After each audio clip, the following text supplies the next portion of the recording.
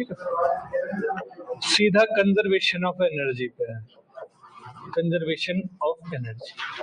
अच्छा, ये अपने आप में एक ऐसी यूनिट है जिसमें वर्क एनर्जी सब जो है, वर्क एनर्जी का पूरा चैप्टर अलग से आता था, वो भी इंक्लूड है। पहले तो एनर्जी पता चलनी चाहिए हमारे पास कि एनर्जी क्या है, वर्क क्या है, ठीक है। तो इसमें पहला टॉपिक देखोगे, हालांकि मैं करूंगा जब जब मेरे को जरूरत होगी तो मैं पीछे का भी पढ़ा दूंगा आपके पास, ठीक है। पहला जो टॉपिक है इसमें है फ्रेम ऑफ रेफरेंस। लिखा है वहां पर, क्या लिखा है? इनर्शियल फ्रेम ऑफ रेफरेंस और non inertial frame of reference. Frame of reference क्या होता है? फ्रेम ऑफ रेफरेंस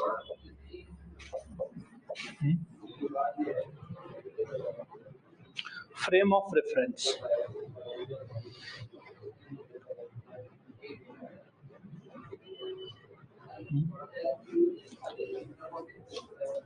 एक एग्जांपल से इसको बोलते हैं, क्या बोलते हैं इसको? निर्देश तत्व। क्या है हिंदी में, क्या बोलते हैं? कुछ याद है किसी को? नहीं, जड़, हाँ नहीं, जड़ते तो बाद में आ जाता ना, अजड़ते अजड़ते, वो इनर्शियल और नॉन इनर्शियल हो गया। इसको बोलते हैं, ठीक है, चलिए देख लेना, ठीक है। हाँ, निर्देशांक ज्यामिति जिसको बोलते हैं, ठीक है। कोऑर्डिनेट ज्योमेट्री होता है निर्देशांक ज्यामिति, पर चलिए समझ आए हिंदी में, ठीक है। क्या होता है, जब आप गाड़ी में बैठे हो ना, तो आपके वॉइस तो आ रही ना सबको, ना हो फिर से हो जाए। जब आप गाड़ी में बैठे हो तो कोई पार्क में बैठा हो मान लीजिए, तो वो कैसा दिखता आपको? या फिर पेड़ कैसे दिखता है आपको? स्थिर अवस्था में दिखते हैं जब आप गाड़ी में जा रहे हो, ऐसा लगा चलते हुए है, ठीक है। तो अगर बेसिकली वो पेड़ कैसे हैं? रेस्ट में। अब मैं मान लीजिए चेयर है यहाँ पर, कल आज भी यही है, कल आया मैं कल भी यही हूँ, ठीक है। तो ये चेयर मेरे रेफरेंस से क्या हो गई? अगर आप चांद पे चले गए तो पृथ्वी क्या दिखेगी आपको? घूमती हुई दिखेगी। तो उस केस में क्या ये रेस्ट में है? नहीं। तो किस पर डिपेंड कर रहा है? फ्रेम ऑफ रेफरेंस पे डिपेंड कर रहा है कि आप किस फ्रेम ऑफ रेफरेंस से देख रहे हैं, कहां से देख रहे हो, कहां को आप किस प्लेन में देख के, नहीं यानी क्या रेफरेंस मान रहे हो, वो होती है फ्रेम ऑफ रेफरेंस। यानी दुनिया की जितनी भी चीजें आप जो आपको रेस्ट में दिखती है, तो एब्सोल्यूट रेस्ट में कोई चीज नहीं है जो आपको लगती है। मान लीजिए आपका घर रेस्ट में है, घूम नहीं रहा, तो आप दूसरे प्लेनेट में जाओगे तो आपको अपना घर घूमता हुआ दिखे, मतलब घर ना दिखे तो अर्थ तो दिखी जाएगी, ठीक है। तो दुनिया की सारी चीजें क्या है? एब्सोल्यूट रेस्ट में नहीं है, कोई भी चीज प्रॉपर रेस्ट में नहीं है। किस पर डिपेंड कर रही है? ठीक है, फ्रेम ऑफ रेफरेंस पे। अगर आप फ्रेम ऑफ रेफरेंस चेंज कर देते हो, ठीक है, तो क्या हो जाता है? वही चीज, रुकी हुई चीज क्या जाती है? मोशन में नजर आती है, ठीक है। मान लीजिए हमको चांद दिख रहा है, चांद यहाँ से निकल के वहां चले जाता है, तो हमारे लिए चांद क्या है? मोशन में। और अगर चांद पे जाओ तो चांद रुका हुआ है, तो अर्थ क्या है फिर? मोशन में है, ठीक है। तो इसमें क्या है? हाँ, लिख सकते हैं, जिसके सापेक्ष हम क्या करते हैं? किसी ऑब्जेक्ट या पर्सन की क्या करते हैं? स्थिति को एक्सप्लेन करते हैं, जिसके सापेक्ष हम किसी ऑब्जेक्ट के स्थिति को, यानी पोजीशन को क्या करते हैं? एक्सप्लेन करते हैं with the help of frame of reference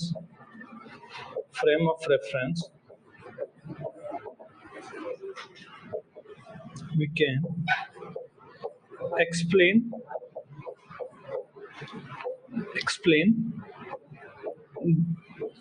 the motion or position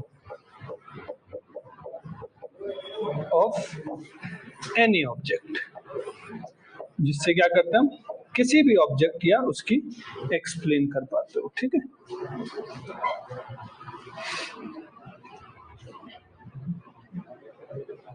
अब ये दो टाइप के होते हैं, इनर्शियल फ्रेम और non inertial frame. Inertial frame क्या होते हैं? जिनमें क्या होता है? जिनमें क्या होते हैं? चलिए लिख लेते हैं, ये हो गया ना। चलिए दो टाइप के होते हैं, टाइप्स इसके। एक होता है इनर्शियल, जिसको जड़त्व बोलते हैं, फ्रेम ऑफ रेफरेंस यानी जड़त्व। और एक होता है non inertial, non inertial frame of reference. ठीक है, जड़त्व frame.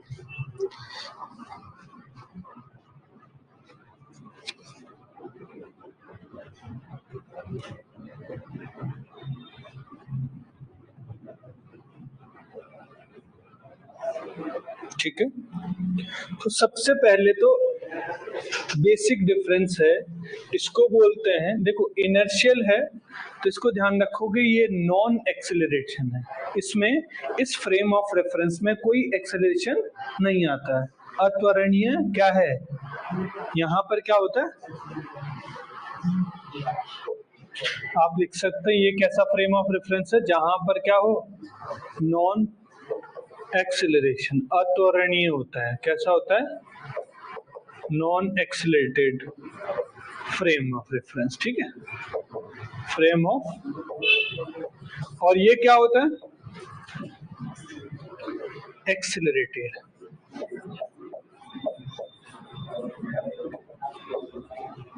Frame of reference, accelerated frame of reference. दूसरा पॉइंट हम ये लिख सकते हैं कि आपके पास क्या है, इसमें क्या होता है, न्यूटन्स के लॉ वैलिड होता है। किसमें? इनर्शियल में। ठीक है, और यहाँ पे क्या होता है, एक और लिख सकते हैं, यहाँ पर कोई रोटेशन नहीं होता, नो, नन रोटेशन, कोई भी रोटेशन नहीं होता, नन रोटेशन। तो जब भी देखो कि नन वाली बात है तो किस में आ रही होगी, इनर्शियल में। और इसको क्या बोलते हैं, rotating frame of reference, rotating frame of reference. ये क्या है, non rotating frame of reference. यहाँ न्यूटन्स के सारे लॉ वैलिड है। न्यूटन्स के जो लॉ है, अब कौन से न्यूटन्स के लॉ, हाँ जानते हैं, बताने की जरूरत नहीं है। फर्स्ट क्या है, जड़त्व का नियम। दूसरा क्या, rate of change of momentum. Third है action and reaction. Newton's law क्या होते हैं, वैलिड होते हैं।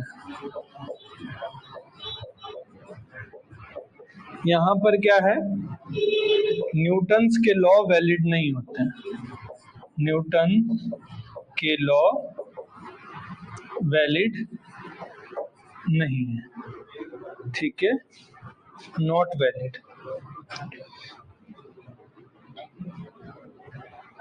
ठीक है, अब इसका एग्जाम्पल क्या है, सबसे पहले जितनी भी दुनिया में रियल चीजें हैं वो non inertial frame of reference, जितनी भी दुनिया की रियल घटनाएं हैं वो कैसी है, नॉन इनर्शियल। जैसे कि आपके पास अर्थ क्या है,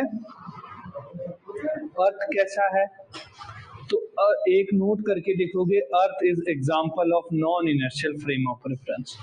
अर्थ क्या है, अर्थ है आपके पास non inertial frame of reference, frame of reference, non frame of reference.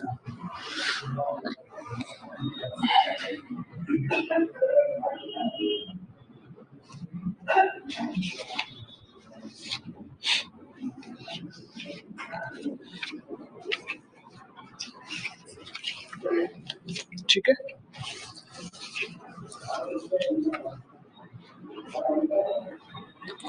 तो चलिए अब है आपके पास नेक्स्ट है, ये हो गया ना। तो एक और लिख सकते हैं, दुनिया की जितनी रियल चीजें जो है वो कैसी है, नॉन फ्रेम ऑफ रेफरेंस है।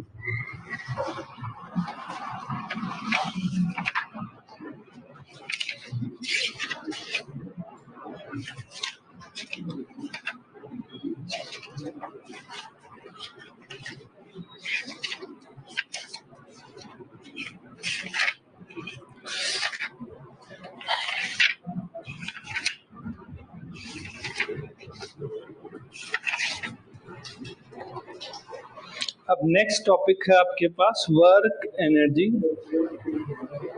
क्या है नेक्स्ट है वर्क एनर्जी थ्योरम्स ना, वर्क एनर्जी थ्योरम्स। नेक्स्ट इसी में टॉपिक है work energy theorem. Second topic है इसका वर्क एनर्जी थ्योरम। पर हमको ना वर्क पता ना एनर्जी पता। पता आप लोगों को वर्क और एनर्जी? वर्क एनर्जी थ्योरम कहती है कि अगर बस लिखना चाह रहे हो W इक्वल टू डेल्टा के, ये कहती है वर्क एनर्जी। ये है चेंज इन काइनेटिक एनर्जी। और ये क्या है, वर्क है। ये खत्म हो जाता है ये। पर पहले हम जान तो लें कि वर्क क्या होता है, एनर्जी क्या होती है। ठीक है, तो वर्क क्या होता है थोड़ा जान लेते हैं, इसका बैकग्राउंड जाते हैं। सिलेबस में नहीं है पर हमको जानना जरूरी। मान लीजिए किसी ने आज ही शुरू किया, नहीं जानता वर्क है, तो W इक्वल टू क्या होता है, फोर्स इनटू डिस्प्लेसमेंट। तो कितना हो जाएगा, F equal to dot D S, यानी F D S cos theta.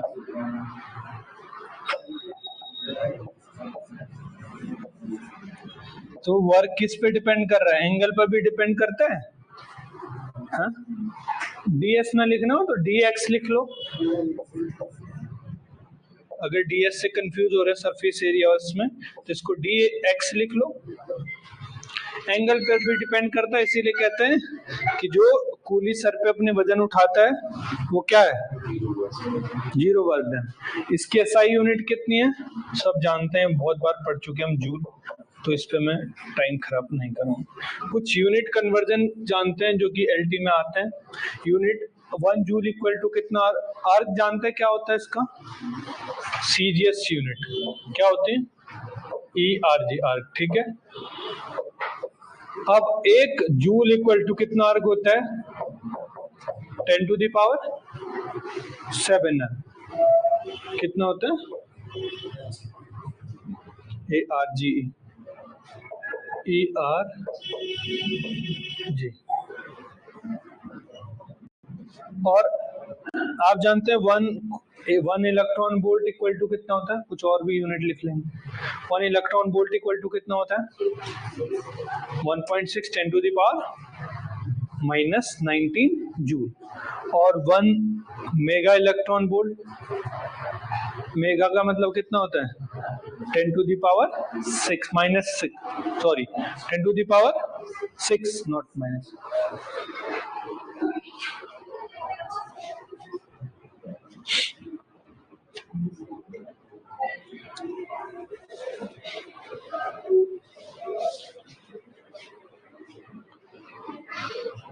हो गया, तो इसमें लिखेंगे 1 इलेक्ट्रॉन वोल्ट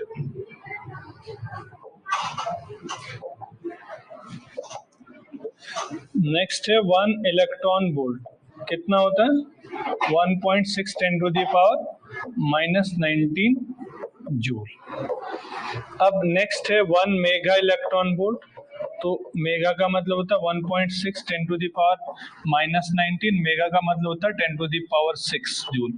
तो कितना हो जाएगा, 1.6 10 to the power minus 13 joule. और अगर ऐसा है कि 1 किलो इलेक्ट्रॉन वोल्ट है, तो कितना हो जाएगा, क्या एक काम करते हैं, 1 किलो तो कर ही लोगे, किलो का मतलब 10⁻³ एक और उसमें लिखते हैं इसको कि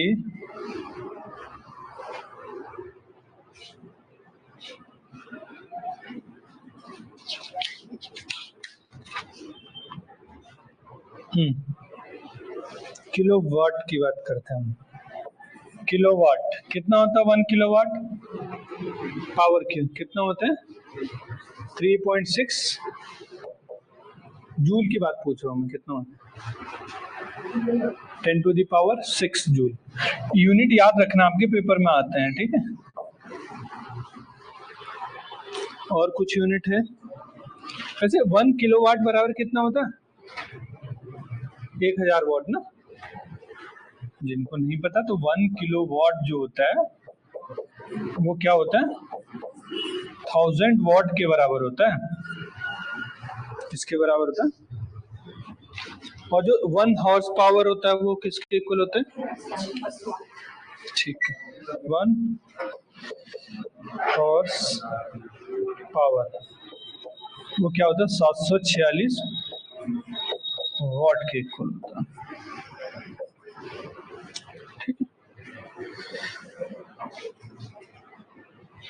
तो अगर आपके पास वेरिएबल वर्क डन है, वेरिएबल वर्क डन,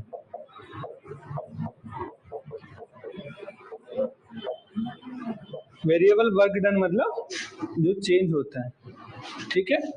तो कितना हो जाएगा? Integration of F dot D x. D x हो डिस्प्लेसमेंट है बेसिकली। डी एक्स मतलब बोल रहा हूँ मैं डिस्प्लेसमेंट। अब वो किसी भी पॉइंट से किसी भी पॉइंट तक दे सकता है, x1 से x2 तक वो दे सकता है, ठीक है। तो वो क्वेश्चन में गिवन होगा।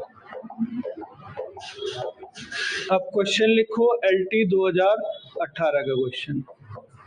क्या क्वेश्चन आया था कि आपके पास f की वैल्यू दे रखी, फोर्स दे रखा है 7 - 2x + 3x²। फोर्स दे रखा है, f की वैल्यू दे रखा है, कितना कहा मैंने? 7 - 2x - x² या +x² +3x² +3x²। आगे लिख लो, अप्लाइड ऑन ऑब्जेक्ट, ऑब्जेक्ट पे अप्लाई किया, applied on object from, applied on object, object पर लगाया, अप्लाइड मतलब लगाया, बल लगाया, अप्लाइड ऑन ऑब्जेक्ट वस्तु पर लगाया, फ्रॉम कहां से? फ्रॉम x = 0 to x = 5 तक। Find work done.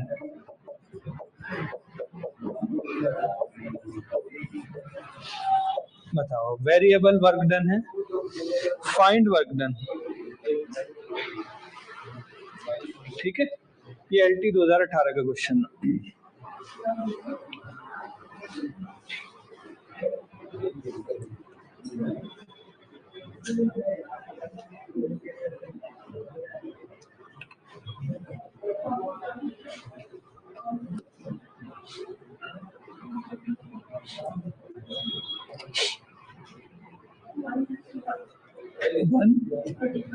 135 आगे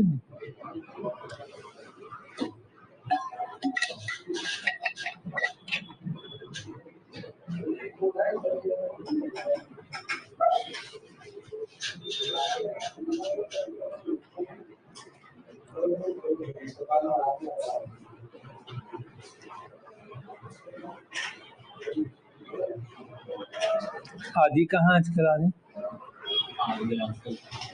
यहीं पे गाँव है।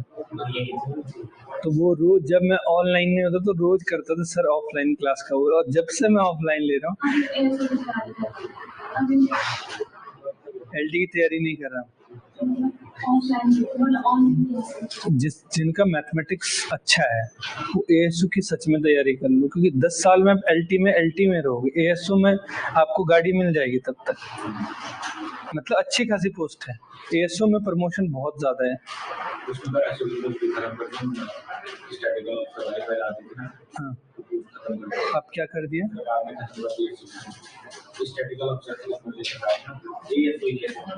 तो वो 10 साल में प्रमोशन, तभी तो कह रहा हूँ प्रमोशन तो ये सब। तो अच्छा एलटी से तो सिर्फ आप एलटी टीचर ही रहोगे, मैं किसी पोस्ट के लिए नहीं कह रहा हूँ, लेकिन 10 साल बाद अगर कंपैरिजन करोगे ना तो आप उनकी सैलरी और आपकी सैलरी में जमीन और आसमान का फर्क है। अभी लगा लो जो एफआरआई में लगे और जो एलटी में, एलटी वालों की ग्रेड पे ज्यादा, एफआरआई वालों की कम है। आज से 3 साल बाद देखना दोनों की सैलरी बराबर होगी ज्यादा, और अगले 3 साल बाद ये उनसे ज्यादा चले जाएंगे, यहाँ प्रमोशन ज्यादा है। ठीक है, तो अगर किसी की मैथमेटिक्स बहुत अच्छी है लगता है कि तो उसको सीरियस होकर तैयारी कर लो, अच्छी पोस्ट है।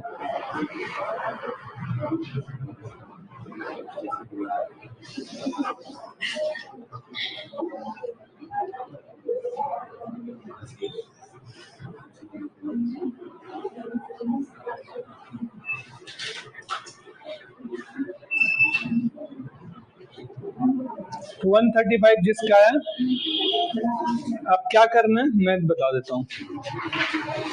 क्या है आपके पास वर्क डन है, अभी कहा मैंने वेरिएबल ये x1 से x2 तक जा रहा था f डॉट डी एक्स, ठीक है। अब यहाँ पर कितने से कहाँ से 0 से 5 तक जा रहा है, f कितना दे रखा है 7 minus 2x plus 3x square, ठीक है, इंटू डी एक्स। कॉस से एंगल तो बना नहीं रहा है तो कॉस का कोई फर्क नहीं पड़ रहा है। अब ये कितना आ जाएगा, इसको करिए 7x minus 2x square by 2 plus 3, इसका इंटीग्रेशन कितना, और ये 0 से 5, 3 से 3 कैंसिल, 2 से 2 cancel, upper limit minus lower limit, lower limit तो वैसे भी 0 हो जानी, तो अपर लिमिट कितना है 7 5 35, ये कितना जाएगा 25, और ये कितना हो जाएगा 125, लोअर लिमिट सब 0, 35 35 प्लस 25 कितना हो गया 40, और कितना हो जाएगा हाँ 135, ठीक है। कितने आसान सा क्वेश्चन पूछा था।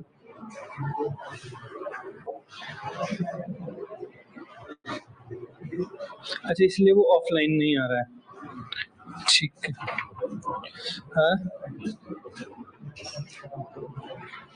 तो अब लिखो वर्क एनर्जी थ्योरम जो हमने पहले लिखी थी। अब हम थोड़ा एनर्जी के बारे में जान लें फिर लिख लें, चलो यहीं लिख लेते हैं क्योंकि ऑलरेडी हम इतना सिलेबस खत्म कर चुके, तो काइनेटिक एनर्जी सबको पता है हाफ एम बी स्क्वायर होती है, ठीक है। तो वर्क एनर्जी करूंगा करेंगे अभी भी। Work energy theorem very very important है आपके एग्जाम में, ठीक है। वर्क एनर्जी थ्योरम, ठीक है।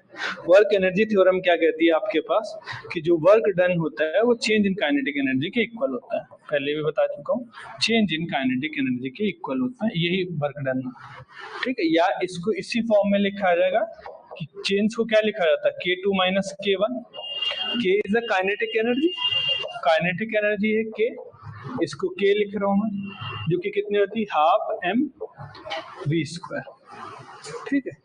तो मान लीजिए इनिशियली जो स्पीड थी वो कितनी थी, कितनी थी v1 थी, और जो फाइनल है वो कितनी है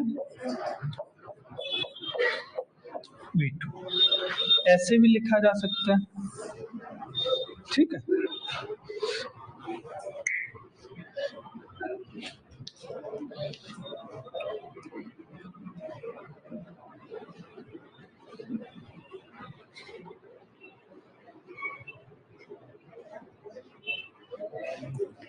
स्प्रिंग से रिलेटेड एक क्वेश्चन था, चलिए ठीक है, उसकी वो कभी भी आपके पास आ सकता है। चलिए लिख लो, हेडिंग लिख लो, work done, work done by external force, by external force, external force, जब स्प्रिंग से क्या किया जा रहा है, बाय एक्सटर्नल फोर्स लिखा है ना, फोर्स, जब क्या है मान लीजिए ये कोई स्प्रिंग था पहले, ठीक है, वर्क डन, एक्सटर्नल वर्क कितना करना पड़ेगा उसको, फोर्स को, एक्सटर्नल फोर्स को कितना कार्य करना पड़ेगा। मान लीजिए स्प्रिंग के कांस्टेंट है, अब ये यहां से यहां तक की डिस्टेंस मान लीजिए पहले x1 थी, आपने इस पे ताकत लगाई, ताकत से क्या किया आपने, इस स्प्रिंग को कितना खींच दिया, इसी स्प्रिंग को यहां पर लेके आए, सेम स्प्रिंग को मैंने और खींच दिया, तो इसका अब यहां से डिस्टेंस कितना बन गया, तो कह रहे जो मैंने फोर्स लगाया इसको खींचने में वो कितना था, ठीक है, क्योंकि क्योंकि बेसिकली हमने क्या पढ़ा है, ये पढ़ा, ठीक है, तो क्या हो जाएगा यहाँ पर,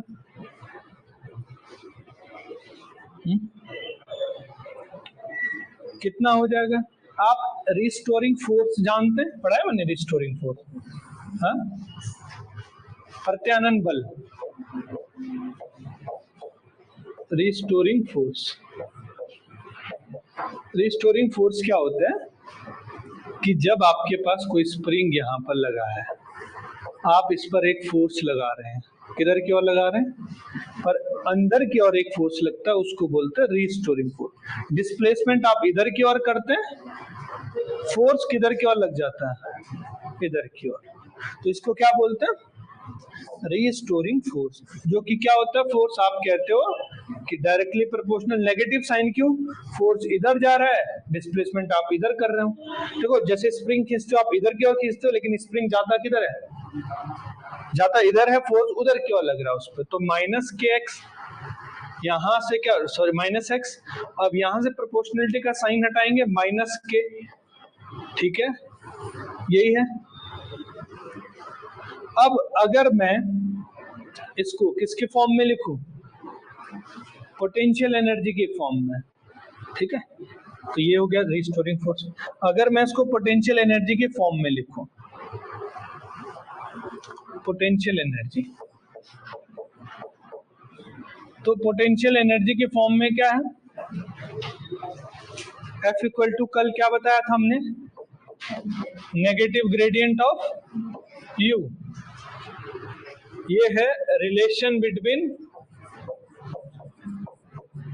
F एंड U, ठीक है, F एंड U, जैसे आप बोलते हैं ना E और किस में, E और V में क्या रिलेशन होता है, ये ऑलरेडी पढ़ चुके हम, वैसे इसमें भी ये रिलेशन है। अगर हमको यहाँ से U निकालना है तो कितना आ जाएगा, इंटीग्रेशन करोगे दोनों साइड, डिफरेंशिएशन को कैंसिल करने के लिए क्या करते हो, इंटीग्रेशन, तो कितना आ जाएगा। अभी इसका मतलब क्या होता है, बेसिकली अगर मैं इसको लिखूं यहाँ पर F इक्वल टू, इसका मतलब होता है, ग्रेडियंट का मतलब होता है del U by del x, अब वो तीनों में होगा, Y में भी होगा, Z में भी होगा, तो हम एक में लेके चल रहे हैं, ठीक है। अब यहां से U कितना आ जाएगा, minus F del x, cross multiplication करके इंटीग्रेशन इसलिए कि डिफरेंशिएशन कैंसिल होगी। अब यहां पर क्या है, अगर मैं फोर्स की वैल्यू रखता हूं, कितनी थी, माइनस के एक्स डी एक्स, तो U कितनी आ गई,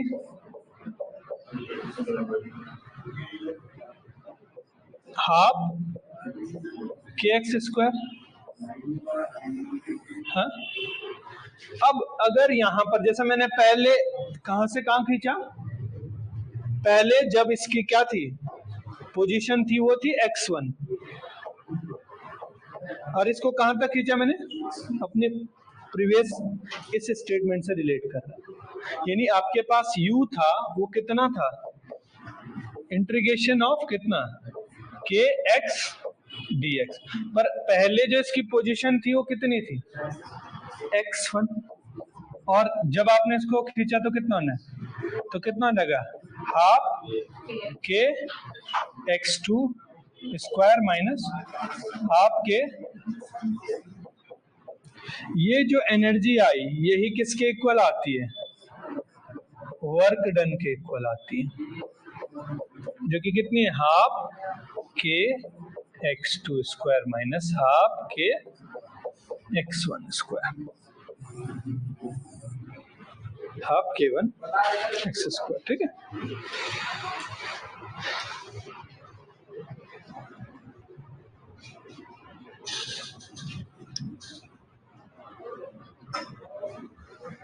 कंजर्वेटिव और नॉन कंजर्वेटिव फोर्स पढ़ा दिया मैंने।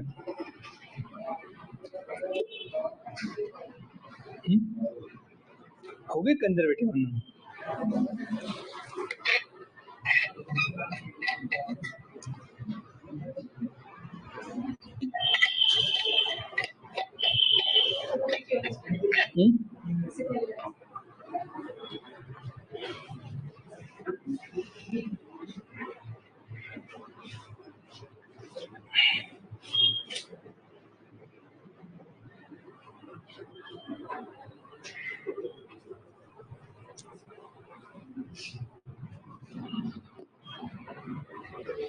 आप लोगों की क्वेश्चन की भी बहुत प्रैक्टिस करवाइए इस बार, ठीक है? ऐसा नहीं, इससे पहले बहुत क्वेश्चन नहीं करवाता था,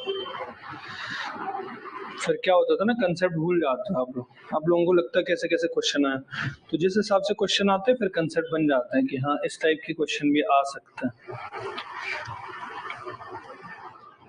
इसीलिए अगर नोटबुक देख रहा हूँ तो आपकी 2 नोटबुक लगी होगी, नहीं तो एक नोटबुक में काम हो जाता है।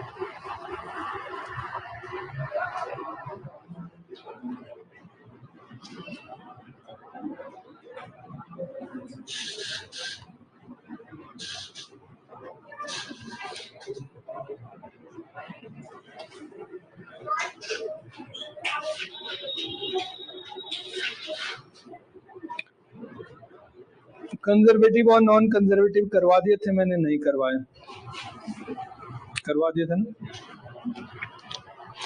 लिखवा दिए थे कॉन्टेक्ट फोर्स नॉन कॉन्टेक्ट कौन कौन से कंजर्वेटिव होते हैं। नहीं,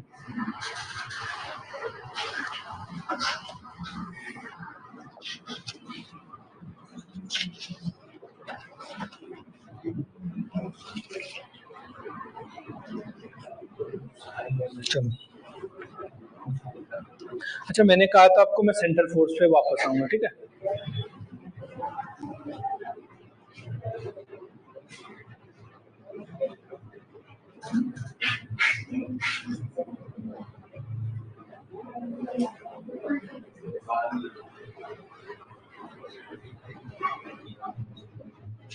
हो गया?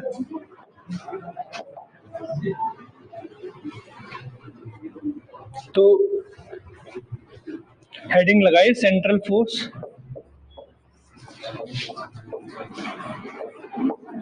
सेंट्रल फोर्स जिसको क्या बोलते हैं, केंद्रीय बल, ठीक है? ये कल भी कहा था हमने कि मान लीजिए आपके किसी आर्क में 2 पॉइंट है, ये फिक्स पॉइंट है, इनका सेंटर यहाँ पर है, तो फोर्स किधर से किधर लग रहा होगा, सेंटर की ओर, ठीक है?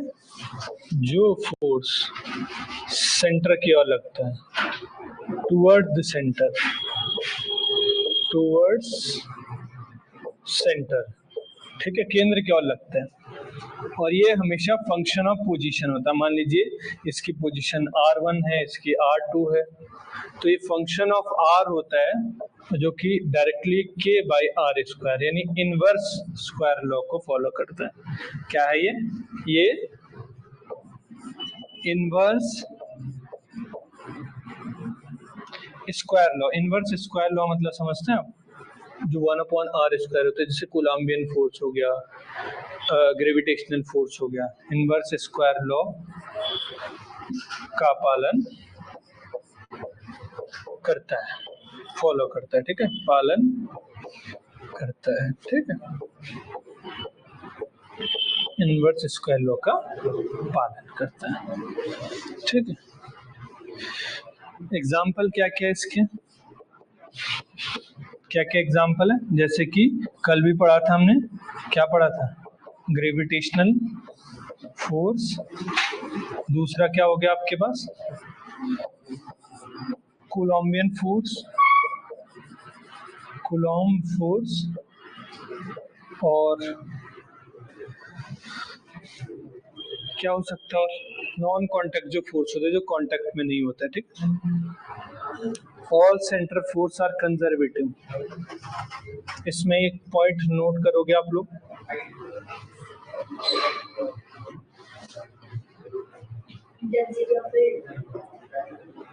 इंटेंसिटी ऑफ फील्ड में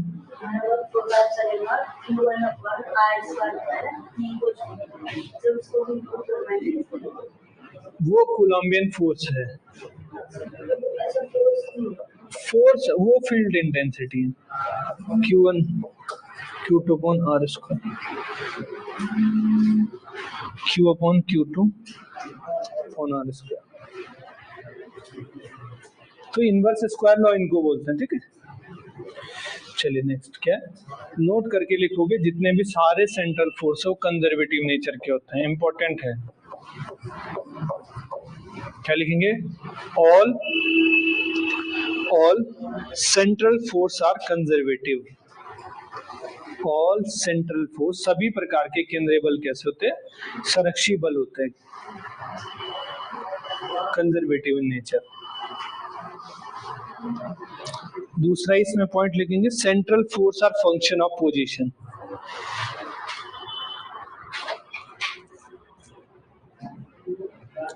सेंट्रल फोर्स किसका? स्थिति का फंक्शन होता है, फंक्शन ऑफ पोजीशन।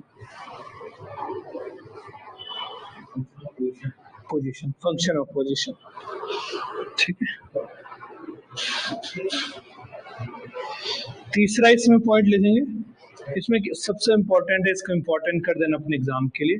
अगर कोई ऑब्जेक्ट, क्या होता है सुन लीजिए पहले, अगर कोई ऑब्जेक्ट किसी सेंट्रल फोर्स के तहत क्या कर रहा है? मोशन कर रहा है, तो उसका एंगुलर मोमेंटम कैसा होता है? कंजर्व होता है, संरक्षित होता है एंगुलर मोमेंटम। लिख लो, angular momentum of object, angular momentum of object, angular momentum of object, angular momentum of object conserved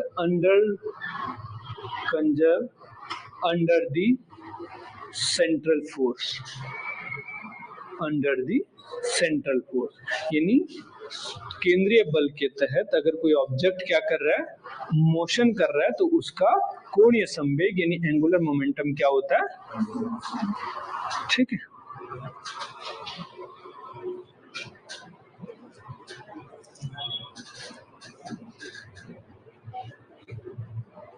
और क्या क्या एग्जाम्पल हो सकता है? SHM भी एक एग्जाम्पल है इसका, प्रोजेक्टाइल मोशन भी एग्जाम्पल है, ठीक है। हाँ, मैग्नेटोस्टैटिक्स फोर्स है, वो भी सेंट्रल फोर्स का एग्जाम्पल है।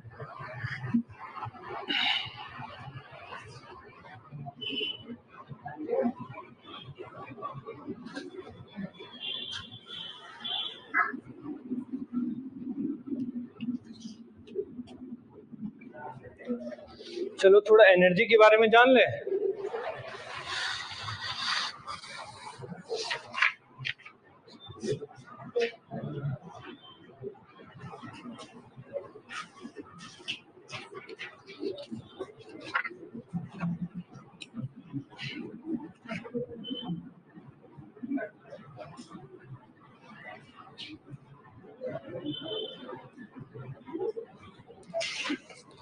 एनर्जी तो जानते हो सब, काइनेटिक एनर्जी, पोटेंशियल एनर्जी जानते हैं या लिखवाने की जरूरत है? जानते हैं सब लोग, तो रहने देते हैं इनको। एच हाइट पर बता दिया था हमने। क्वेश्चन लिख लो, in central force of motion, UP PGT में आया था, in central force of motion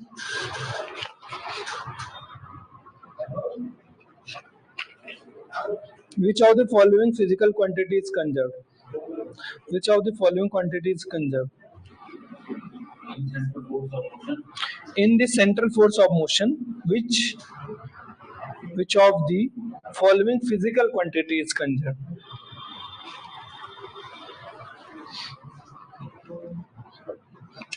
तो ऑप्शन है angular momentum, kinetic energy, linear momentum, total energy.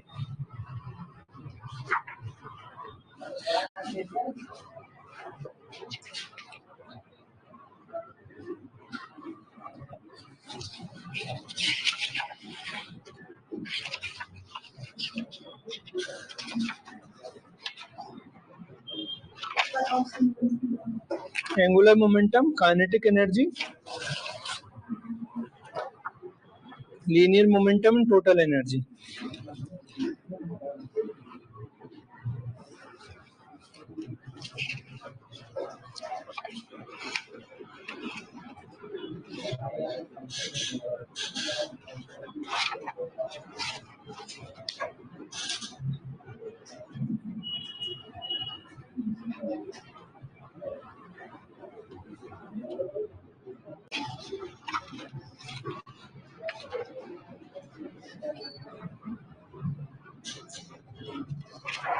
चलो लिखो, conservation of energy, principle of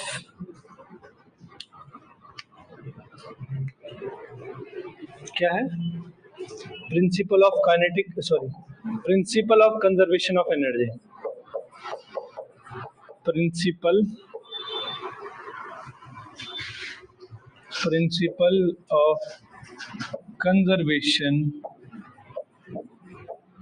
of energy, ऊर्जा संरक्षण का सिद्धांत। क्या है? ऊर्जा संरक्षण का सिद्धांत। देखिए अभी कंजर्वेशन एंड ऑफ एनर्जी क्या होता है, ठीक है, ऊर्जा जितनी भी सिस्टम के पास, अगर कोई सिस्टम है, कोई आइसोलेटेड सिस्टम है, ठीक है, तो क्या हो, जितनी भी टाइप की एनर्जी हो, अगर वो क्या हो, कांस्टेंट हो सारे टाइम्स, तो क्या कहते हैं हम, यही क्या आपके पास कंजर्वेशन ऑफ। तो क्या लिख सकते हैं, किसी भी आइसोलेटेड सिस्टम के पास सभी प्रकार की एनर्जी, जितने भी टाइप की एनर्जी होगी, ठीक है। अब अगर हम काइनेटिक एनर्जी और पोटेंशियल एनर्जी की बात करेंगे तो हम मैकेनिकल एनर्जी की बात करते हैं, क्योंकि ये चीजें क्या करती है, काम करती है। पर अगर मैं बेसिकली, मैंने अभी मैकेनिकल नहीं लिखा है, नॉर्मली क्या लिखा है, कंजर्वेशन ऑफ एनर्जी लिखा है। तो कंजर्वेशन एनर्जी में सारी एनर्जी आती है जितने सिस्टम के पास आती होती, तो इसमें एक लाइन लिख सकते हो, the sum of all kinds of energy, the sum of all kinetic energy, the sum of all kinds of energy in an isolated system, in an isolated system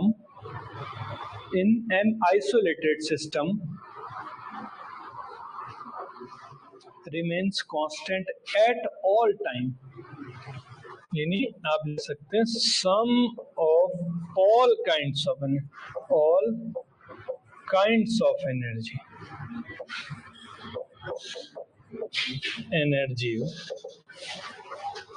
of an isolated system, किसी isolated system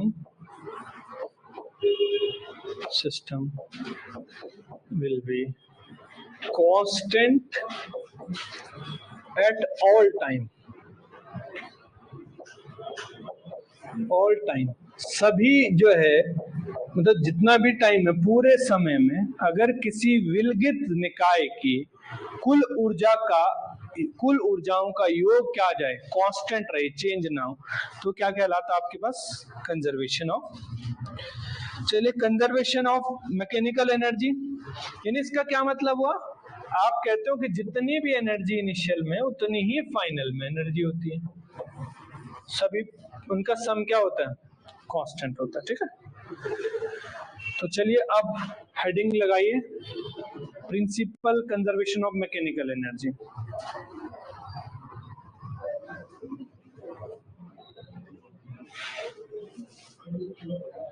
conservation of mechanical energy, ठीक है, क्या है, principal conservation of mechanical, यांत्रिक ऊर्जा की बात हो रही, मैकेनिकल एनर्जी, ठीक है, मैकेनिकल। इसका मतलब क्या होता है, अगर कोई कंजर्वेटिव फोर्स है,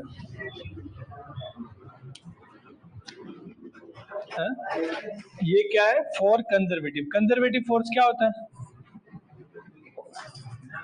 for conservative force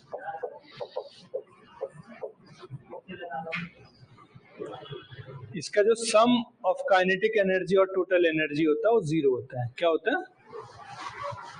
some of change of kinetic energy, change of potential energy zero होता है।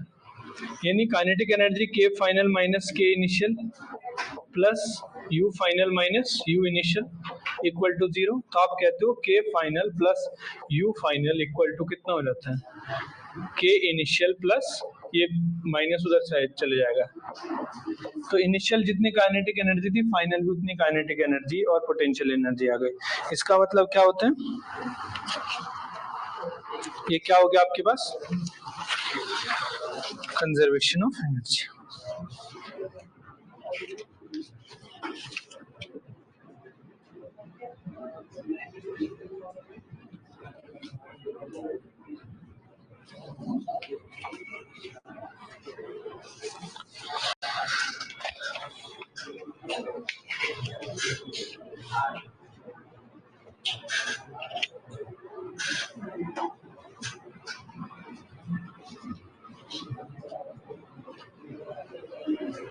चलो हो गई। इस यूनिट में आपका ज्यादा कुछ है नहीं, ठीक है। तो नेक्स्ट हेडिंग लगाई मोमेंटम। मोमेंटम जानते हैं आप? हाँ, संवेग सब जानते हैं। मोमेंटम संवेग क्या होता है? Momentum P equal to M B, mass और वेलोसिटी, ठीक है। मास और velocity. Relation between momentum and kinetic energy. Relation between kinetic energy and momentum क्या होता है? दोनों में relation. Kinetic energy equal to कितना होता है? P square by twice M, ठीक है। और पता कैसे हुआ? काइनेटिक एनर्जी का एक ही फॉर्मूला है, कितना? Half M B square. क्या करो, एक एम से ऊपर मल्टीप्लाई कर दो, एक एम से नीचे मल्टीप्लाई कर दो। तो ये क्या बन गया ऊपर वाला? पी स्क्वायर, ठीक है। क्योंकि आपको ये पता है, यानी अगर मैं पी की वैल्यू निकालू यहां से तो कितना आ जाएगा? √2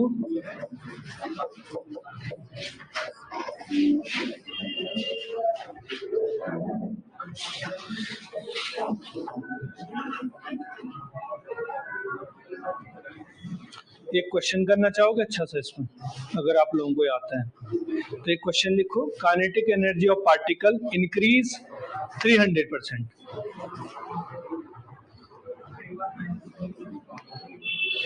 ठीक है, अब लिखना percentage increase the momentum of particle 300%। तो कह रहे हैं कि उसकी मोमेंटम कितना परसेंट इंक्रीज होगा? क्या कह रहे हैं कि अगर किसी की काइनेटिक एनर्जी, किसी पार्टिकल की एनर्जी को 300 गुना बढ़ा, 300% बढ़ा दिया जाए, तो कह रहे हैं कि पार्टिकल का मोमेंटम होगा वो कितना टाइम इंक्रीज होगा? ऑप्शन दे देता हूँ, 300%, 200%, 100√3% और 100%।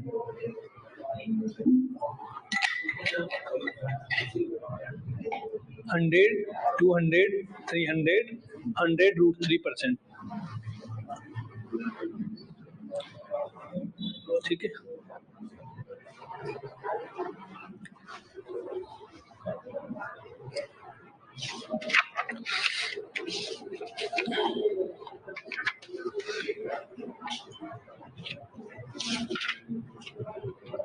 सॉरी,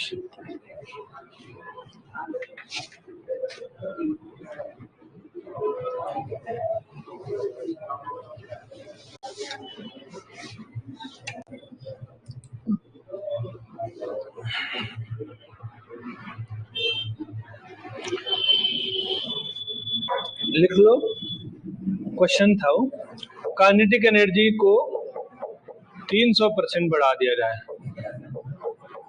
इंक्रीज की गई तो पार्टिकल के मोमेंटम में इंक्रीज कितना परसेंट होगा? ए ऑप्शन कहा 100%, बी ऑप्शन कहा 200%, ऑप्शन सी का 300%, डी भी कुछ ना कुछ कहा था।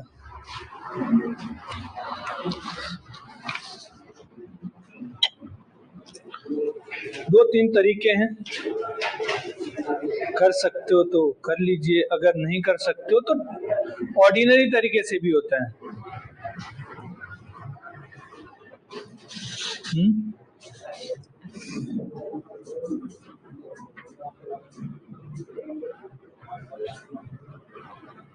परसेंटेज चेंज का फॉर्मूला आता आप लोगों को? एरर एनालिसिस से भी करो, परसेंटेज चेंज फॉर्मूले से भी करो।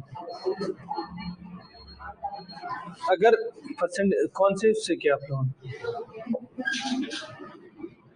चलिए मैं करता हूँ, एक से मैं करता हूँ, एक से आप लोग करो। काइनेटिक एनर्जी इक्वल टू कितना है?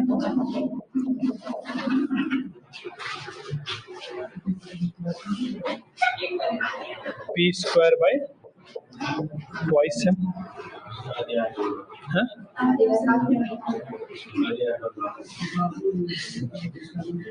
कोई नहीं, ठीक है। यानी change in kinetic energy by K, और ये कितना हो जाएगा? ये तो कांस्टेंट हो गया पूरा, तो कितना हो जाएगा? ट्वाइस ऑफ मोमेंटम, हाँ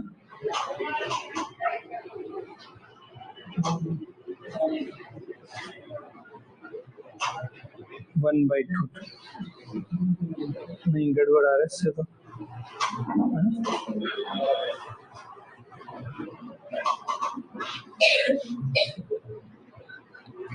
2/p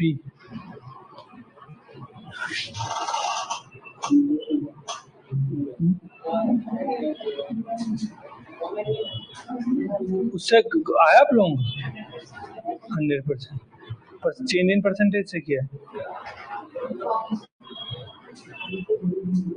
तो बाद में चेंज इन परसेंटेज तो निकाला होगा।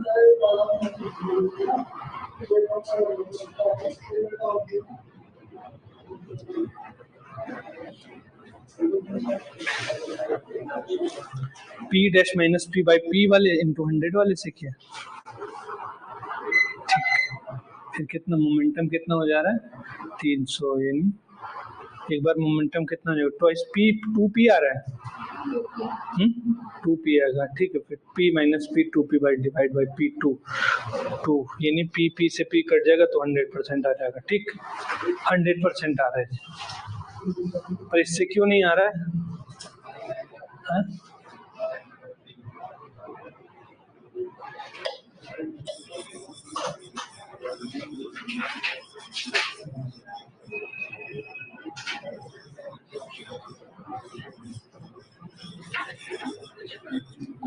क्या कहा? अब देखो इधर,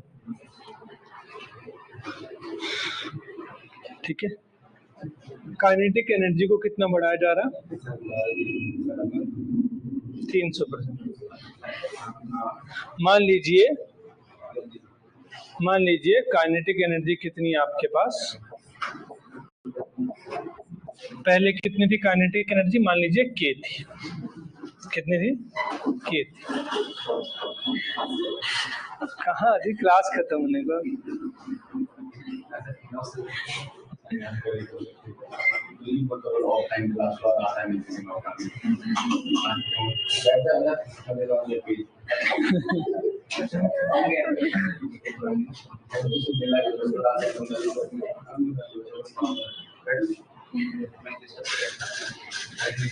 ठीक है, तो अगर पहले काइनेटिक एनर्जी कितनी थी इनिशियल में? कितनी थी? के थी। अब कितना परसेंट इंक्रीज हुआ? कितना परसेंट? मान लीजिए 300, ठीक है। तो मैं कितना कहूँ, परसेंटेज में नहीं लिखना है तो 3 लग रहा मुझे, अगर 100 हटा दूं मैं। हाँ 300% है ना, 3 मतलब 3 गुना बढ़ गई, मतलब मैंने इसको 100% मान लिया, चलिए कि तो मैं इसको 4 आ जाएगा ये, कोई प्रॉब्लम नहीं, प्रॉब्लम है। पहले इनिशियल 100 मान लिया, 400 मान लो, तो ये वैसे भी 400 आ जाएगा अगर 400 करोगे, इसको 100 मान लो। जैसे नहीं करते थे परसेंटेज के क्वेश्चन है, उससे कर रहा हूँ मैं इसको, कि मान लीजिए कोई काइनेटिक एनर्जी पहले 100 की थी, 400 ये 400 की आ जाएगा, मैंने उसको चेंज करके लिखा। अब काइनेटिक एनर्जी का फॉर्मूला कितना होता है, काइनेटिक एनर्जी कितना होता है, p² ट्वाइस m। अब दूसरी काइनेटिक एनर्जी कितनी हो जाएगी, हाँ 4 गुना हो जा रही ना, ये डैश है, तो 4 इंटू कितना, p² ट्वाइस m। यहाँ से कंपेयर करो, इसके इसकी जगह रखो इसको, दोनों को आपस में कंपेयर करो, ये भी काइनेटिक एनर्जी ये भी काइनेटिक एनर्जी है, तो इससे पता चलता है आपको जो p डैश आया वो किसके इक्वल आता है, 2p के इक्वल है ना। नहीं समझ आ रहा, माइनस क्यों करेंगे, अरे ये क्या आपने, अब में भी तो एक काइनेटिक एनर्जी है, हाँ तो मोमेंटम का इसकी जगह पुट कर दो, कितने p²/2m, और ये नहीं होती, ये भी तो काइनेटिक एनर्जी है, ये भी काइनेटिक एनर्जी है, तो आपको तो ये चाहिए ना, काइनेटिक एनर्जी तो नहीं चाहिए ना, तो आपने दोनों को बराबर रख दिया काइनेटिक एनर्जी, ठीक है। यहाँ से p और उसके p और p डैश में रिलेशन निकल जाएगा आपके पास।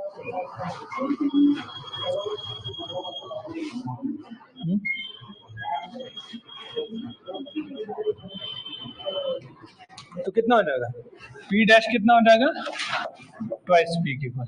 अब चेंज ऑफ परसेंटेज का फॉर्मूला क्या होता है, चेंज परसेंटेज चेंज का फॉर्मूला वो होता है p dash minus p divide by p into 100, तो कितना आ जाएगा, 2p minus p by p equal to 100 percentage में, ठीक है, इंटू 100 कर दो लो, तो कितना लगा p बाई p इंटू 100%, ठीक है, तो कितना पीस 100% आ गया।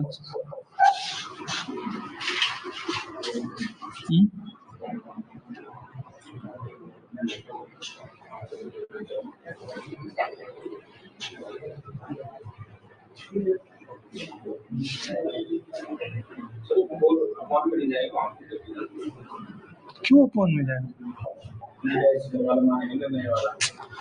मैं क्या कह रहा हूँ कि जो नई वाली काइनेटिक एनर्जी है, और क्या है काइनेटिक एनर्जी 4 गुण, ये यहाँ से नहीं रख सकता, इसकी जगह वैल्यू रख दो ना, p डैश वाली रख दो उसके, इसके पास काइनेटिक एनर्जी कितनी रही होगी, ये तो रिलेशन है ना, p डैश रहा होगा मोमेंटम जब काइनेटिक एनर्जी की वो है, ठीक है, कैसे भी तरीके से कर सकते हैं, और भी तरीके करने, परसेंटेज एरर से निकालो जरा, मुझे एरर से भी तो निकाल सकते हैं, लेकिन हमेशा देखना परसेंटेज एरर कितने के लिए लगता है, मिनिमम के लिए लगता है, 1% 2%, यहाँ तो कितना है, फिर भी जब भी छोटा परसेंटेज हो परसेंटेज एरर क्यों नहीं लगा, एरर छोटा चाहिए, 1 2 3 5 तक चलता है, उससे बड़ा होगा नहीं लगा सकते आप एरर एनालिसिस, ठीक है। चलो लिखो कंजर्वेशन ऑफ मोमेंटम, इस यूनिट को खत्म करेंगे अभी, ठीक है, मतलब बस लास्ट टॉपिक है रॉकेट वाला, कंजर्वेशन ऑफ मोमेंटम। वैसे इस यूनिट में है नहीं कुछ, अगले वाले में भी कुछ नहीं है, ठीक है, थर्ड वाले में है रिजिड डायनेमिक्स, मतलब इतना भी नहीं है, देखिए 4 टॉपिक है, ये भी हमने और अपनी ओर से करा रहे हैं, क्योंकि ये चीजें लिंक है, ऑलरेडी क्वेश्चन आया, इनिशियल मोमेंटम जितना रहा होगा फाइनल मोमेंटम भी उतना ही रहा होगा, then momentum is a conserve, भाई जो चीज चेंज नहीं हुई, पहले भी उतनी थी बाद में भी उतनी, तो वो संरक्षित है, हाँ?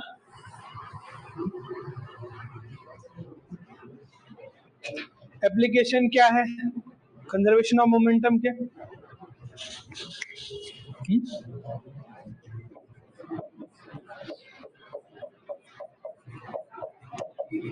गोली चलाई आप लोगों ने, बंदूक। हाँ चलाएगा। हाँ वो मेले में तो चलाई होगी। और हाँ कहाँ का करण, कहाँ का है? चमोली, बहुत दूर ऊपर देवाल साइड का। हाँ? अच्छा गैरसैंण, तब तो नहीं है तुम्हारे पास में। और पहाड़ में तो मान लेते हैं। हाँ?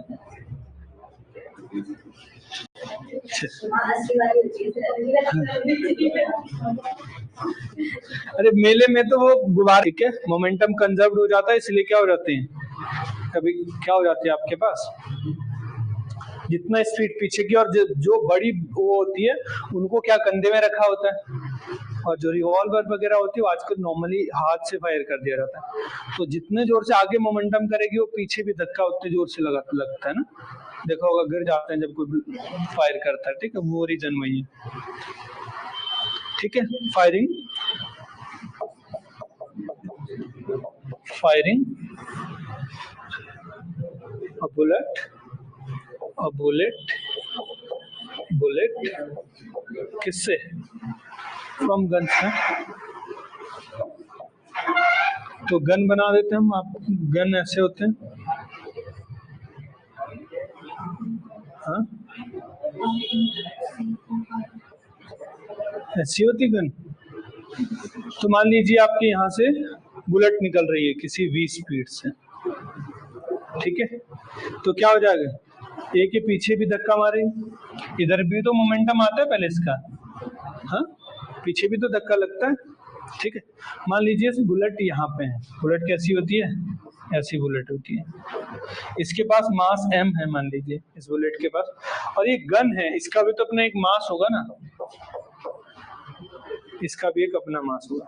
तो हम यूज करेंगे, यूज कंजर्वेशन, अब P इक्वल टू कितना, P initial equal to P final, we use conservation of momentum. अब आप बुलेट का पास देखो, बुलेट का मास और कितना हो जाएगा भाई, इनिशियल में तो बुलेट अभी चली नहीं, तो इनिशियल मोमेंटम क्या हो जाएगा, जीरो, क्योंकि उसके पास वेलोसिटी नहीं है। जब फायर हो गई तो क्या हो जाएगा, फाइनल मोमेंटम क्या हो जाएगा, mv, मतलब एक तो इसका मास इसके पास जितना पीछे की ओर धक्का लगा, एक इधर जो बुलेट का मास और बुलेट की स्पीड, यहां से बुलेट की वेलोसिटी निकल जाती है, स्पीड निकल जाती है, कितना निकल जाएगा, -v/v अपॉन स्मॉल m।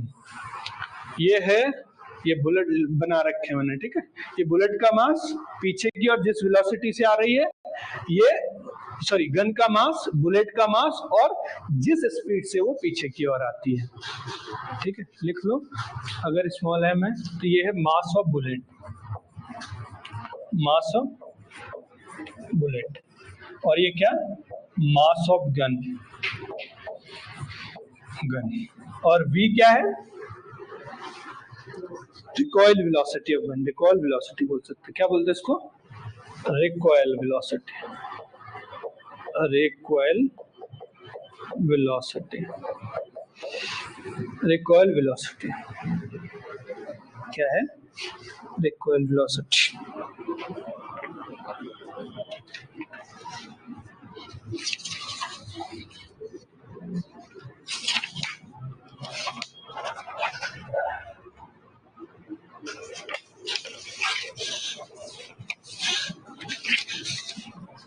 चलो अब जो सेकेंड यूनिट है ना कंजर्वेशन ऑफ लीनियर मोमेंटम, उसके टॉपिक है ये, ठीक है, पहला वाला तो हो गया खत्म। चलिए, तो रॉकेट वहां पर लिखा है एक, रॉकेट क्या लिखा है, रॉकेट जानते हैं सब,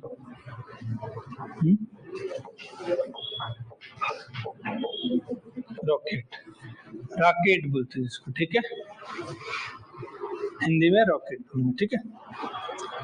अब क्या होता है, रॉकेट कैसे जाता है,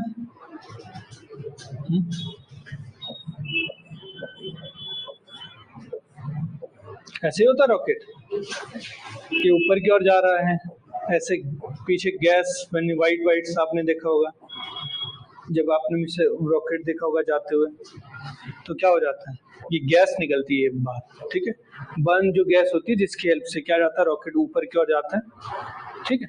तो रॉकेट से पहले हम न्यूटन सेकंड लॉ पढ़ेंगे। आज मैं आप लोगों को न्यूटन्स लॉ बताता हूँ। पढ़ा आप लोगों ने न्यूटन्स लॉ? तो पढ़ा है तो कुछ और एक्स्ट्रा ऐड कर देते हैं। न्यूटन सेकंड लॉ बताओ मेरे को। सेकंड लॉ क्या कहता है? न्यूटन का सेकंड लॉ फॉर्मूला बता दो, चल जाएगा। मतलब F इक्वल टू एम में लिख दूं मैं? ठीक है, करेक्ट है। मैं कहता हूं करेक्ट नहीं है, not always true.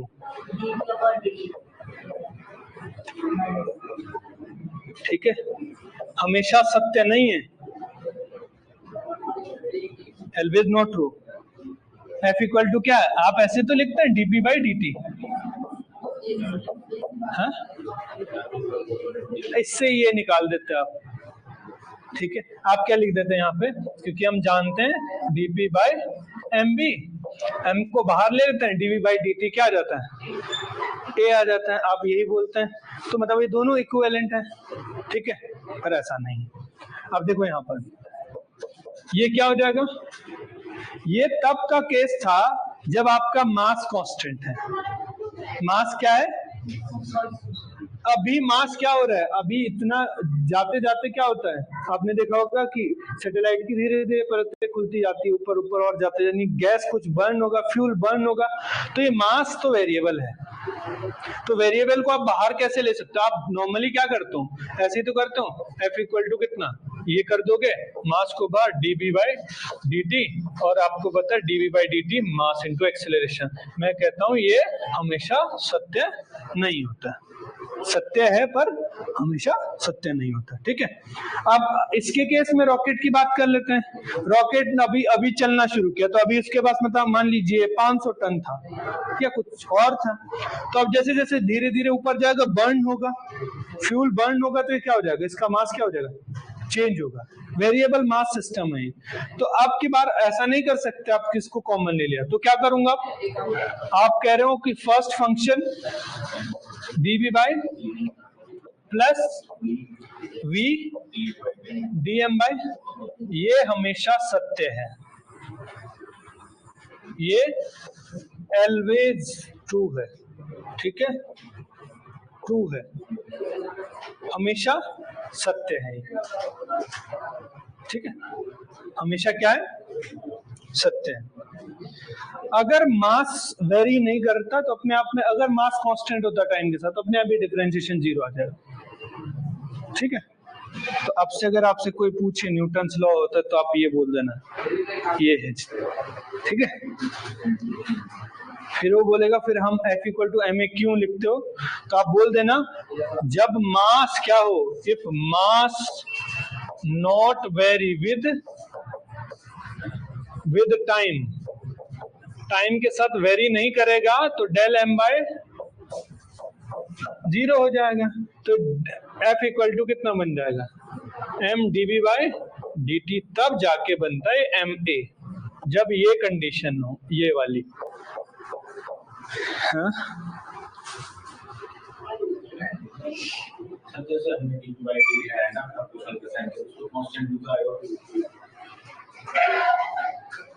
dp bye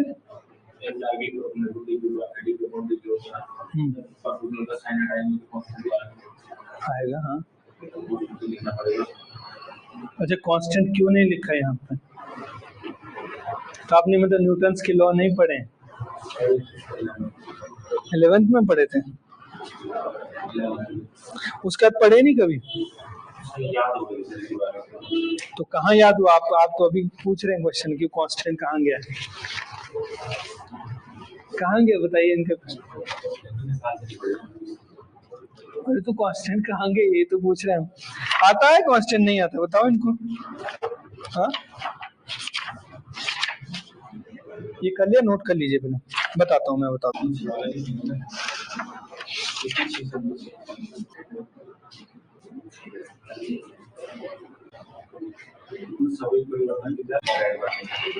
और इक्वल टू, इस टॉपिक के बाद डिस्कस करें इसमें और इसमें क्या अंतर है। प्रोपोर्शनल और इक्वल टू,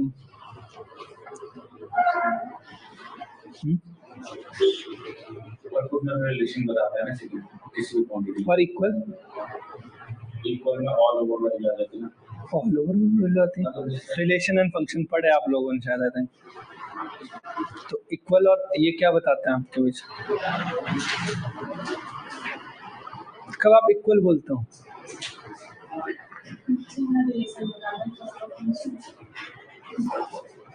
चलो पहले इसको करें फिर रॉकेट खत्म कर, दूसरी क्लास है थी फिर बताते हैं आपको, ठीक है अभी। हाँ चलिए, अब क्या है आपके पास, अगर कोई रॉकेट है तो रॉकेट के केस में क्या था, इसका मास चेंज होता है, ठीक है। रॉकेट के केस में क्या होता है, इसका मास चेंज होता है।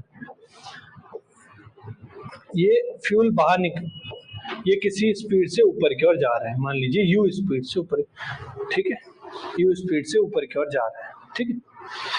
या फिर एक काम करो, इसको v मान लो, इसको u मान लो।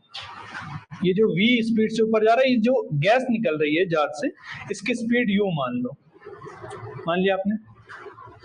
तो यहाँ पर क्या है, जो डेल m, रॉकेट के केस की बात कर रहे हैं हम, रॉकेट, ठीक है।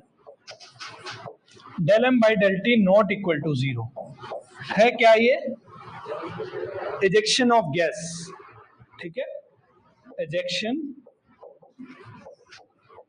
ऑफ गैस या इजेक्टेड गैस जो है आपके पास क्या है, इजेक्टेड पर यूनिट टाइम बोलते हैं हम इसको, ठीक है, ejected gas per unit time,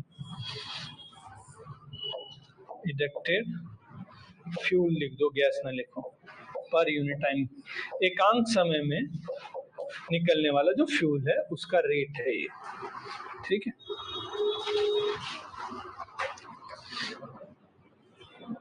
तो चलिए मान लीजिए इनिशियल में जब ये फ्यूल नहीं निकल रहा था, तो मास कितना है, इनिशियल मास मान लीजिए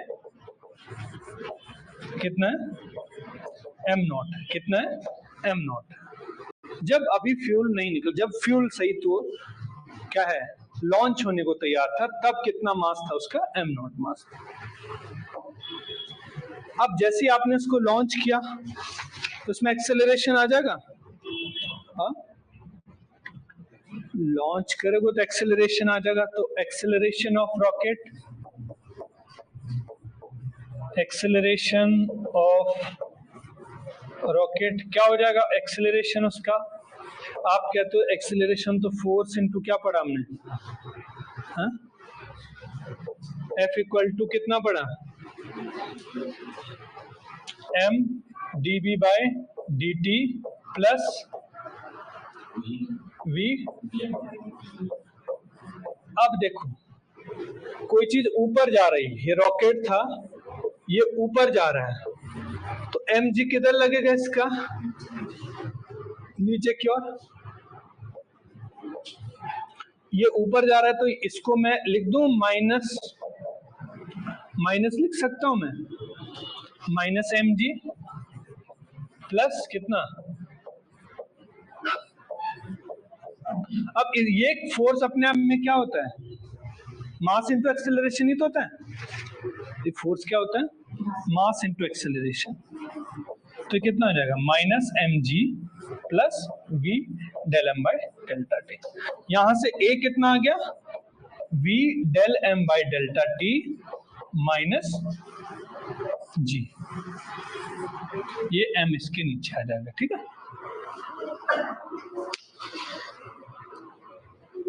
अब जैसे ही आप एक टाइम बाद देखोगे, आप सब फ्यूल टैंक हट जाते हैं, जैसे चंद्रयान देखोगा बाद में इतना सा दिखता है ना, वहां पर कोई ग्रेविटी नहीं है। नहीं, आप कहते हो कि अगर क्या हुआ, फ्री स्पेस में चले गए हैं आप, तो जी की वैल्यू क्या हो जाती है, 0। तो जो एक्सेलरेशन है वो किसके इक्वल आ गया, v by m del m by delta T. तो फ्री स्पेस में कितना हो गया आपके पास, ये हो गया।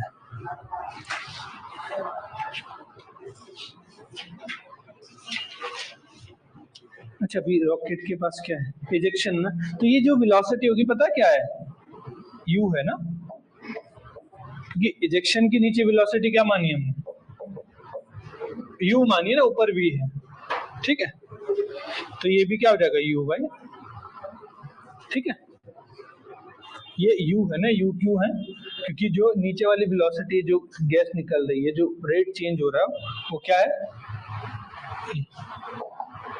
ठीक है।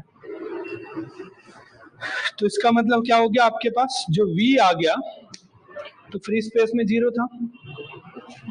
अब वेलोसिटी पूछ रहा हूं मैं t टाइम बाद, जो फाइनल वेलोसिटी है, तो लिख लो, क्या लिखोगे, velocity at any time where mass is m, क्या है, वेलोसिटी एट एनी टाइम, किसी भी टाइम पर, एट एनी टाइम वेयर मास क्या है, जहां पर कैपिटल एम, मास क्या है, कैपिटल एम। तो वेलोसिटी कितनी हो जाएगी, इनिशियल जो उसकी वेलोसिटी लॉग कितना, मास एम नॉट, इनिशियल मास और फाइनल मास, और इसी को लॉग ई, लॉग नेचुरल्स में है, इसको लॉग 10 के बेस में लिखोगे तो कितना, 2.30, लॉग नेचुरल से चेंज में करेंगे हम लॉग में, तो कितना हो जाएगा, M not by capital M not initial था और ये टी टाइम बाद मास था।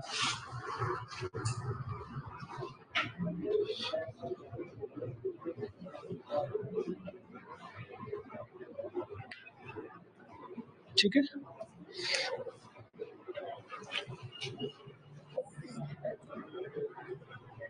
थ्रस्ट ऑन रॉकेट, थ्रस्ट जानते हो, थ्रस्ट जानते हो,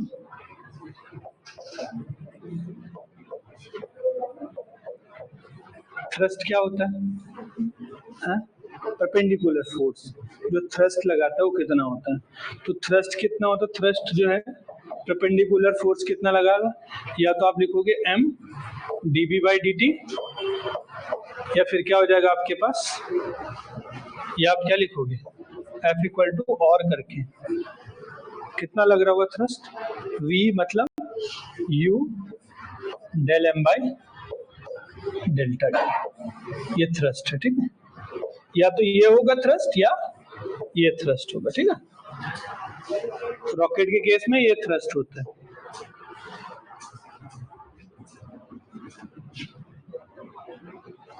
ये क्वेश्चन आया हुआ है, ये वाला,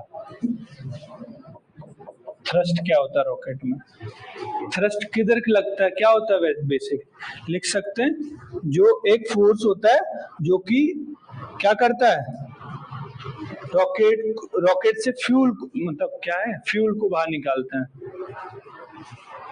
ठीक है, फ्यूल गैस को बाहर निकालता है, ठीक है, लिख लो इसमें थ्रस्ट क्या होता है, ये आया है कि रॉकेट का थ्रस्ट क्या होता है, उसमें एक ऑप्शन ये था कि फ्यूल को, जो फोर्स फ्यूल को क्या करता है, बाहर करता है, तो मैं लिख देता हूं यहाँ पे, क्या है, अ फोर्स जो क्या करता है, अ फोर्स